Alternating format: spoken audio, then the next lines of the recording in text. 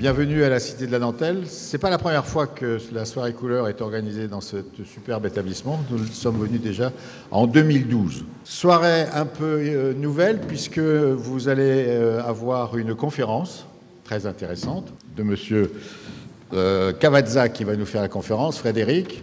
C'est censé surtout vous faire comprendre que dans transformation digitale, il y a numérique, mais il n'y a pas virtuel, d'accord? On parle d'argent sonnante et trébuchante, on parle de vrai business, on parle d'une véritable transformation. Véritablement, la transformation digitale, elle est en marche et on ne peut pas l'arrêter. Soit on monte dans le train, soit malheureusement, on est laissé de côté.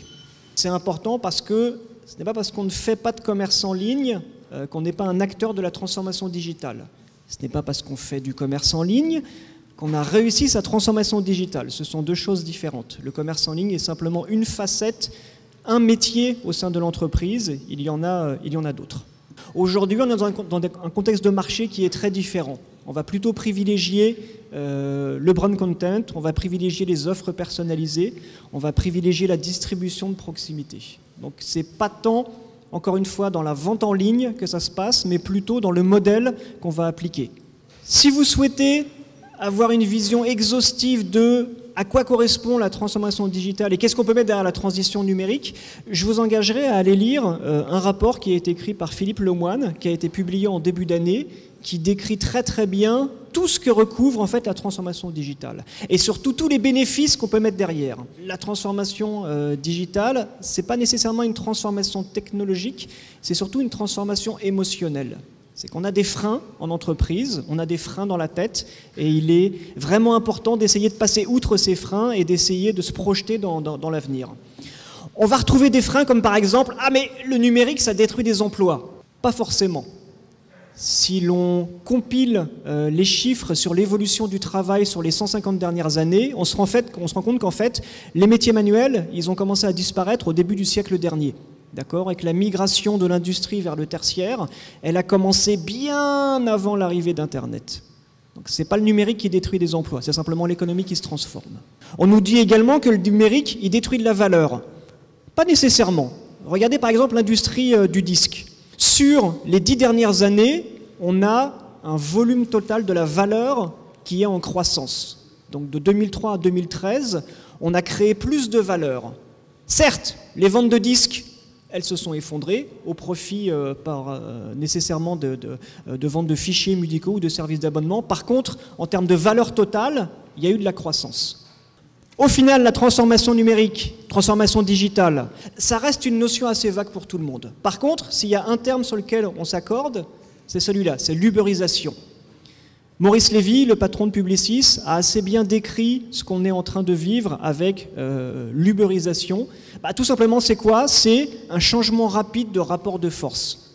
Ce qui se passe en fait avec la transformation digitale ou l'uberisation, c'est qu'on va reconfigurer la chaîne de valeur. Avant, dans le modèle du XXe siècle, comment est-ce qu'une entreprise arrivait à créer de la valeur? Elle commençait par investir dans des machines, donc dans l'immobilisation. Elle recrutait de la main-d'œuvre, donc des salariés qu'elle formait, et ensuite, elle développait un savoir-faire qu'elle verrouillait avec des brevets. Ça, c'est un modèle qui a très bien fonctionné au XXe siècle. Là-dessus, on est tous d'accord. Par contre, ce que l'on constate aujourd'hui, c'est qu'on a des sociétés qui arrivent à créer beaucoup de valeur sans investir dans des machines. Pourquoi? Parce qu'on peut tout à fait faire appel à de la ressource distante, c'est ce qu'on appelle le cloud computing, c'est utiliser les ressources informatiques des autres. On peut également faire appel à de la main-d'œuvre qui n'est pas salariée. C'est ce que fait par exemple Uber. Ils ont 160 000 chauffeurs, il n'y en a pas un qui est salarié. Et on peut également s'appuyer sur des technologies, sur des innovations dont on n'est pas propriétaire. C'est le fameux mouvement open source, notamment dans l'industrie du logiciel. La captation de valeur, elle est indépendante de l'actif immobilisé. Uber, ils n'ont pas une seule voiture. Airbnb, ils n'ont pas un seul appartement ou maison.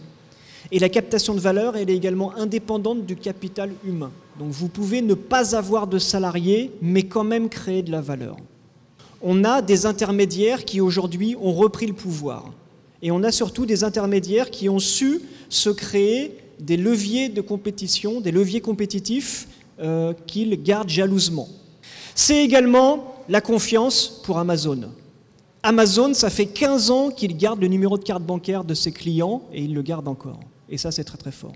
Avec des actifs matériels, donc des machines, des voitures, il y a un phénomène de dépréciation, ça perd de la valeur.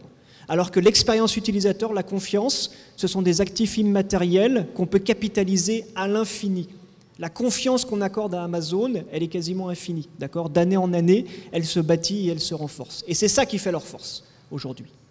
Qu'est-ce qui se passe avec la transformation digitale et qu'est-ce qui peut, on va dire, être transformé ?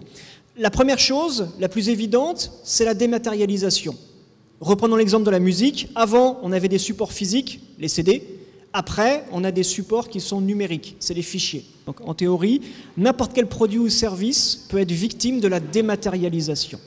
On a également un phénomène qui est la désintermédiation. La désintermédiation, c'est quoi? C'est supprimer des intermédiaires. On a également d'autres modèles comme la réintermédiation. On peut désintermédier, mais on peut également réintermédier. Regardez ce qu'il est possible de faire, notamment avec des services comme Magic ou Facebook. C'est que, en gros, vous passez commande par SMS et vous avez des personnes derrière qui vont traiter vos commandes. Donc, pour ceux qui n'ont pas le temps ou qui n'ont pas envie d'acheter un billet d'avion, de réserver un restaurant ou de faire livrer des fleurs pour la Saint-Valentin, ben voilà. On envoie un SMS à un service et c'est une personne derrière qui va réaliser pour vous. Donc ça, ce sont une nouvelle génération d'intermédiaires qui aujourd'hui posent beaucoup de questions. Posent beaucoup de questions sur où est-ce que la valeur se situe réellement. Est-ce que c'est dans l'intermédiaire ou est-ce que c'est celui qui produit le service ou les biens? De même que pour la relation client. Ce qui nous amène vers des nouveaux modèles économiques qui sont en train de se créer, notamment l'économie collaborative. Ça, j'imagine que vous en avez entendu parler, on l'a mis un petit peu à toutes les sauces. Qu'est-ce que c'est que l'économie collaborative ou l'économie circulaire? C'est tout simplement la mise en commun de ressources, soit pour consommer ensemble, soit pour financer ensemble, soit pour produire ensemble. On a également l'économie à la demande, qui consiste à dire je vais picorer des services en fonction de mes besoins. On peut également se faire servir un repas depuis un restaurant si on n'a pas envie de se déplacer. On peut également sous-traiter des tâches, tondre la pelouse, ranger la cave, faire ce genre de choses. Il existe pour ça des plateformes et des places de marché qui permettent de faire ce genre de choses, notamment TaskRabbit. Ce phénomène, on appelle ça la freelance economy. Vous pouvez penser que c'est marginal, je peux vous garantir que ça ne l'est pas. Aujourd'hui, ça représente 1/3 des salariés aux États-Unis. Dans 5 ans, ça sera 40%. Ça sera 60 millions de personnes qui seront leurs propres patrons et qui travailleront au forfait ou aux missions au jour le jour. D'accord ? C'est un phénomène qu'on constate également en Europe, et notamment en France, où on a eu, entre 2005 et 2013, 85% de travailleurs indépendants en plus. Donc c'est quelque chose qui est en train d'arriver. Aujourd'hui, personne n'est à l'abri, d'accord ? Ne pensez pas que parce que vous avez une activité industrielle, parce que vous avez un savoir-faire, parce que vous avez un contrat qui verrouille vos fournisseurs, ne pensez pas que vous êtes à l'abri. Potentiellement, vous pouvez vous faire disrupter. Donc quelqu'un peut vous désintermédier, vous réintermédier, quelqu'un peut proposer, on va dire, un service équivalent, une alternative ou autre. Après ça, la grande question, c'est, ok, soit, la transformation digitale est là, allons-y, ok, qui veut y aller? Tout va bien pour moi, donc je ne vois pas pourquoi je changerais, pourquoi pas les autres? Voilà, donc essayez de lutter contre ces réflexes, essayez de faire sauter les verrous psychologiques, essayez de faire sauter les verrous psychologiques de vos collègues et essayez surtout de bien vous rendre compte qu'on n'arrête pas le progrès et que cette histoire de transformation digitale, elle est profonde, elle a déjà commencé et elle ne va pas s'arrêter du jour au lendemain.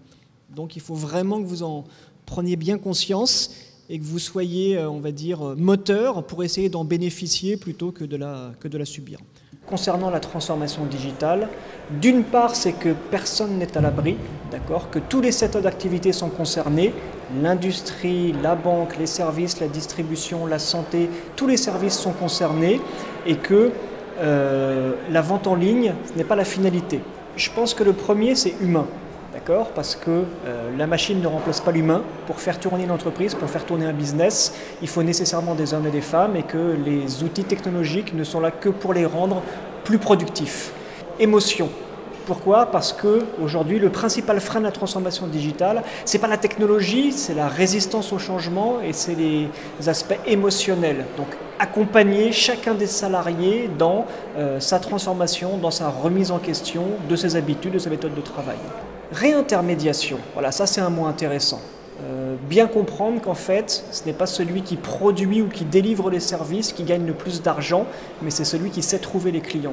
Aujourd'hui, la valeur, elle se situe au niveau des intermédiaires et non pas au niveau de ceux qui fournissent les produits ou les services. Aujourd'hui, nous rentrons dans une nouvelle ère et informer les entreprises qu'il y a une transformation digitale et surtout en illustrant par des propos de notre conférencier M. Cavazza, où nous on trouve déjà cette transformation digitale. Les particuliers étaient en avance en ce qui concerne le digital et que les entreprises étaient en retard. Donc je pense que ce soir, c'était un très bon message passé par des exemples d'entreprises, par le conférencier, sur l'intérêt du digital et que le train est déjà parti et qu'il est temps de le rattraper pour ceux qui n'y ont pas encore pensé.